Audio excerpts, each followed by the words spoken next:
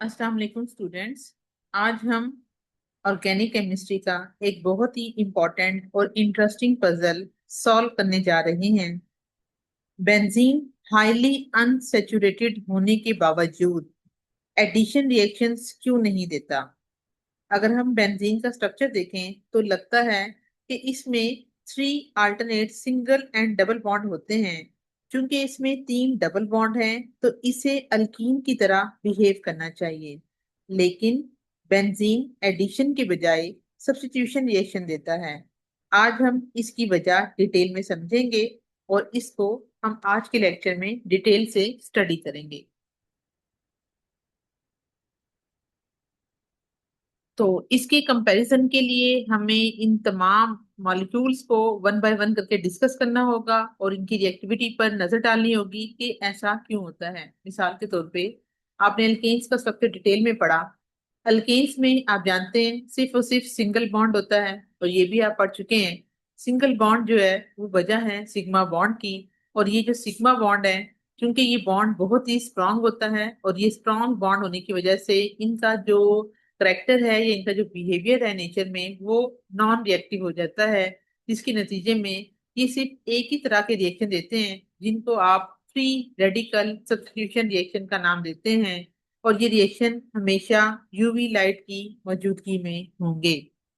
इसके बाद हमारे पास नेक्स्ट टॉपिक आता है, दैट इज द अल्कीन। और अल्कीन की रिएक्टिविटी को जब आप अल्केन के साथ कंपेयर करते हैं तो अल्केन में आपने देखा था कि अल्केन में सारे के सारे बॉन्ड सिंगल होते हैं, while in case of alkene it has two bond, one is single bond and other is double bond.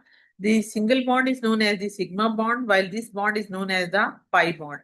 क्योंकि बच्चों इसमें पाई बॉन्ड मौजूद है और इसमें अवेलेबिलिटी ऑफ पाई इलेक्ट्रॉन्स है, तो पाई इलेक्ट्रॉन्स का आपने बिहेवियर पढ़ा था कि जो पाई इलेक्ट्रॉन्स होते हैं वो जो है वो हमारे साइड वाइज पी ऑर्बिटल की ओवरलैपिंग होने की वजह से ऊपर और नीचे होते हैं। तो उनके ऊपर किसी दूसरे इलेक्ट्रोफाइल का अटैक जो है वो कंपैरेटिवली अल्केन के आसान हो जाता है, क्योंकि इनकी ओवरलैपिंग साइड वाइज हो जाती है। जिसके नतीजे में ये आसानी के साथ एडिशन रिएक्शन दे देते हैं और इनके रिएक्शन इलेक्ट्रोफिलिक एडिशन रिएक्शन कहलाते हैं। तो इससे हमें ये पता चला कि अगर आप अल्कीन को लें और अल्केन को लें तो इन दोनों में जो ज्यादा रिएक्टिव क्लास होगी दैट विल बी अल्कीन। तो जो हमारा क्वेश्चन था स्टार्ट में कि हमने कहा कि बेंजीन में भी अगरचे डबल बॉन्ड तो होता है, तो इनकी जो रिएक्टिविटी है वो अल्कीन के मुकाबले में लेस है। तो इसकी वजह क्या है कि बेंजीन के अंदर अगर आप देखें तो बेंजीन का करेक्टर लगता तो हमें अल्कीन की तरह का ही है, जिससे हमें अंदाजा होता है कि बेंजीन को रिएक्टिव होना चाहिए अल्कीन की तरह। लेकिन इसके हमें दो मेजर डिफरेंस नजर आते हैं। उन डिफरेंस को हम देखते हैं। मसलन हमने ये पढ़ा हुआ है कि बेंजीन का जो मॉलिक्यूल है वो बहुत ही स्टेबल होता है, और स्टेबल होने की रीजन भी आपने पढ़ी थी कि ये इसके अंदर जो इलेक्ट्रॉनिक क्लाउड है पाई इलेक्ट्रॉनिक क्लाउड ये हाईली डी लोकलाइज्ड होता है, यानी पूरे रिंग के अंदर जो है वो डी लोकलाइज्ड हो रहा होता है। जिसके नतीजे में बेंजीन जो है ये हाईली स्टेबल हो जाता है और इसके नतीजे में मॉलिक्यूल की रिएक्टिविटी कम हो जाती है। जबकि इसके बरक्स हमने ये भी देखा कि बेंजीन की रिएक्टिविटी चूंकि अल्कीन से कम है, तो ये बेंजीन जो है वो अल्कीन की तरह का कोई भी एडिशन रिएक्शन नहीं देता, बल्कि इसके रिएक्शन सब्स्टिट्यूशन रिएक्शन कहलाते हैं। मसलन आप यहाँ देखें, आपके सामने दो टर्म लिखी हुई है, एक है जी इलेक्ट्रोफिलिक सब्स्टिट्यूशन रिएक्शन और दूसरे होते हैं एडिशन रिएक्शन। जब आप सब्स्टिट्यूशन की बात करेंगे तो सब्स्टिट्यूशन के अंदर बेसिकली ये रेफर करता है कि एक एटम रिप्लेस हो जाए और उसकी जगह कोई और एटम लग जाता है। तो this reaction is an example of electrophilic substitution reaction. और जब भी बच्चों आपको लफ्ज नजर आए एडिशन का, तो एडिशन का मतलब होगा कि उस मॉलिक्यूल में डबल बॉन्ड टूट चुका है, उसकी जगह पे कोई से दो नए एटम अटैच हो चुके हैं by the breakage of this double bond. और ये डबल बॉन्ड जब खत्म होता है किसी भी मॉलिक्यूल में तो ऐसे रिएक्शन एडिशन रिएक्शन कहलाते हैं। लेकिन अभी हमने देखा कि क्योंकि बेंजीन का मॉलिक्यूल बहुत स्टेबल है और ये लेस रिएक्टिव है, तो जब मॉलिक्यूल स्टेबल होता है ना और रिएक्टिव होता है तो स्टेबल होने की अभी आपने रीजन क्या देखी कि इसमें alternate single and double bond है। जब इसमें अल्टरनेट सिंगल और डबल बॉन्ड मॉलिक्यूल्स के अंदर प्रेजेंट होंगे तो ये अपने रिएक्शन को या अपने रिंग के जो पाई इलेक्ट्रॉनिक क्लाउड है जो कि स्टेबिलिटी की रीजन है इसको ये आसानी के साथ टूटने नहीं देता। तो जब ये टूटने ही नहीं देगा तो ये एडिशन रिएक्शन की तरफ भी नहीं जाता। बच्चों यहाँ पे भी आपने बेंजीन के लिए दो बॉन्ड यहाँ पे ड्रॉ कर लें। ठीक है। अच्छा, अब हमने ये कहा कि जो बेंजीन है इसकी जो नेचर है वो इलेक्ट्रोफिलिक सब्स्टिट्यूशन रिएक्शन की तरह की होती है, कि इसमें एक एटम रिप्लेस होके दूसरा एटम आ जाए। तो इस तरह के रिएक्शन आपके सब्स्टिट्यूशन रिएक्शन कहलाएंगे। While in case of addition reaction, इसके अंदर डबल बॉन्ड टूट जाता है और कोई से दो नए एटम आ जाते हैं। लेकिन ये कंडीशन बेंजीन के लिए पॉसिबल नहीं है, क्योंकि बेंजीन की एरोमेटिसिटी, जो इसका पाई इलेक्ट्रॉनिक क्लाउड है, जो कि इसमें alternate single and double bond की वजह से पैदा हो रहा है, वो सारे का सारा तबाह हो जाएगा और ये बेंजीन अपने आप को फिर स्टेबल नहीं रख पाएगा। तो ये चीज इसके बिल्कुल रिवर्स हो जाएगी। इसलिए हम कहते हैं कि बेंजीन के अंदर ब्रोमीन की एडिशन नहीं होती, बल्कि क्या होती है कि बेंजीन के अंदर एक कार्बन के साथ जो हाइड्रोजन है वो डिस्प्लेस हो जाता है और उसकी जगह पे ब्रोमीन का आइटम लग जाता है। तो बेंजीन के मॉलिक्यूल की नेचर सब्स्टिट्यूशन रिएक्शन कहलाती है as compare to addition reaction के, कि बेंजीन एडिशन रिएक्शन नहीं देता, while benzene give electrophilic substitution reactions। अब आप एक इसका जायजा अगर लें तो आपको पता चलेगा कि अल्कीन, अल्कीन और बेंजीन में, अल्केन में आपने देखा सिंगल बॉन्ड है, अल्कीन में सिग्मा प्लस पाई बॉन्ड है, और बेंजीन में डी लोकलाइज पाई इलेक्ट्रॉनिक क्लाउड होता है। सबसे ज्यादा रिएक्टिव क्लास अल्कीन की है, इसके बाद बेंजीन की है, और लीस्ट रिएक्टिव जो है वो हमारे पास अल्केन है। अल्केन इसलिए लीस्ट एक्टिव है क्योंकि सिग्मा बॉन्ड है, और सिग्मा बॉन्ड एक स्ट्रॉन्ग बॉन्ड होता है, जिसकी वजह से इसकी नेचर जो है वो लीस्ट रिएक्टिव हो जाती है। इसके बाद आप इसके रिएक्शन देखें तो अल्कीन के reaction free radical substitution reaction कहलाते हैं। अल्कीन के इलेक्ट्रोफिलिक एडिशन होते हैं, while in case of benzene it has electrophilic substitution reaction। ठीक है। इसके बाद आप कैटलिस्ट की कंडीशन दे सकते हैं, और उसके बाद आप देखते हैं कि ऐसा क्यों होता है, क्योंकि अल्केन्स के अंदर सारे बॉन्ड सिग्मा बॉन्ड होते हैं और उनका करेक्टर जो है वो नॉन पोलर होता है, यानी इनमें इलेक्ट्रोनेगेटिविटी का खासा डिफरेंस नहीं होता, तो मॉलिक्यूल्स नॉन पोलर होते हैं। ठीक है। इसके अंदर जो पाई बॉन्ड होता है, याद रखिएगा, पाई बॉन्ड सिग्मा बॉन्ड के मुकाबले में वीक बॉन्ड है, और इसकी ब्रेकेज जो है वो आसानी के साथ हो जाती है। ठीक है। और बेंजीन की तरफ आप देखें तो बेंजीन जो है ये हाईली स्टेबल मॉलिक्यूल है, और इसके अंदर रेजोनेंस की स्टेबलाइजेशन हो जाती है, यानी एरोमेटिक स्टेबिलिटी होती है, जिसकी वजह से आपका ये मॉलिक्यूल हाईली स्टेबल होता है।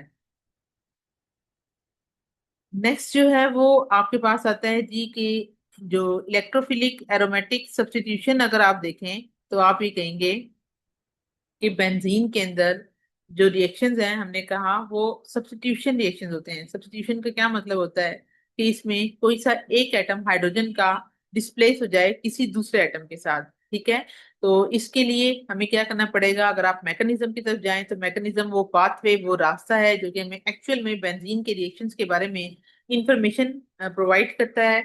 अब आप जानते हैं कि इसको हम इलेक्ट्रोफिलिक सब्स्टिट्यूशन रिएक्शन क्यों कहते हैं, क्योंकि बेंजीन में पाई इलेक्ट्रॉनिक क्लाउड है।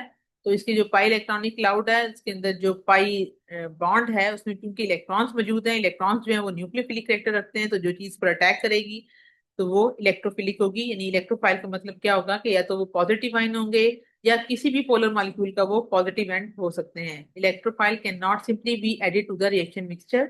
आप इलेक्ट्रोफाइल को डायरेक्ट रिएक्शन मिक्सचर में ऐड नहीं कर सकते।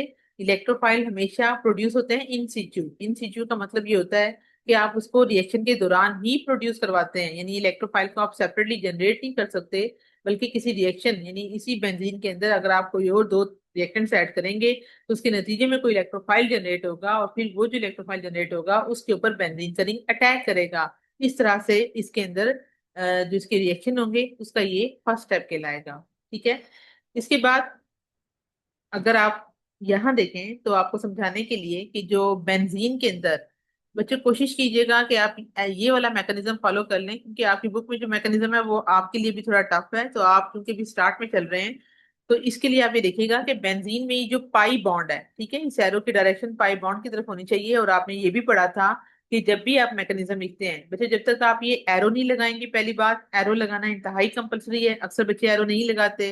तो एरो लगाना कोई रॉकेट साइंस नहीं है, ये सिंपलेस्ट चीज है कि जो आपके पास एरो की डायरेक्शन है उसमें जो उसकी टेल है वो नेगेटिव एंड से पॉजिटिव एंड की जानिब होनी चाहिए। नेगेटिव एंड क्या होगा कि आपका बेंजीन का पाई रिंग, और ये किस पर अटैक करता है, अटैक की डायरेक्शन टूवर्ड्स पॉजिटिव एंड की तरफ होती है।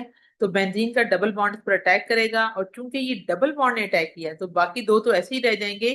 तो इन दोनों के ऊपर जो है, यानी बॉन्ड के अटैक करने का मतलब क्या होता है कि ये डायरेक्टली इसके साथ बॉन्ड बना रहा है। अब क्या बॉन्ड बना रहा है, ये वाली चीज जो है वो आप इन दोनों में नोट करें। तो किसी भी इन दोनों में से किसी भी एक साइड की कार्बन के साथ आप इलेक्ट्रोफाइल का ई अटैच करेंगे। और चूंकि इस कार्बन के बॉन्ड, अब आप नोट करें, यहाँ पे एक हाइड्रोजन है, एक ये कार्बन है और एक ये कार्बन है, तो तीन बॉन्ड बन जाते हैं। तो जब भी कार्बन के तीन बॉन्ड बनते हैं तो कार्बन पर पॉजिटिव चार्ज आ जाता है, and it is known as the carbocation. ठीक है। नेक्स्ट स्टेप में कोई बेस आती है जो कि इस प्रोटॉन को एब्स्ट्रैक्ट करती है, और ये जाते हुए अपना पूरा बॉन्ड इधर शिफ्ट कर जाता है। तो आप ये नोट करें कि ओवरऑल हुआ क्या कि एक दफा पूरे रिएक्शन के दौरान बेंजीन के पाई रिंग की जो एरोमेटिसिटी है वो तो डिस्टर्ब हुई है, लेकिन फाइनली अगर आप नोट करें तो अगेन से ये रीस्टोर हो जाती है। तो हम ये कह सकते हैं कि बेंजीन के अंदर ओवरऑल जो चेंज आई है वो एक हाइड्रोजन का एटम रिप्लेस होके किसी इलेक्ट्रोफाइल के साथ अटैच हो चुका है। और ऐसे रिएक्शन आपके सब्स्टिट्यूशन रिएक्शन कहलाते हैं। ठीक है। यानी ये आपको एक समरी ही अगेन बताने की ट्राई की गई है कि आपको पता हो कि इलेक्ट्रोफाइल पर बेंजीन के पाई इलेक्ट्रॉनिक क्लाउड का अटैक होता है। नेक्स्ट स्टेप में कोई नेगेटिव चीज आके इस हाइड्रोजन को ले जाएगी, और ये जाते हुए वापस यहाँ पे अपना डबल बॉन्ड शिफ्ट कर जाएगा। और इस तरह से ये इलेक्ट्रोफिलिक एरोमेटिक सब्स्टिट्यूशन रिएक्शन होंगे।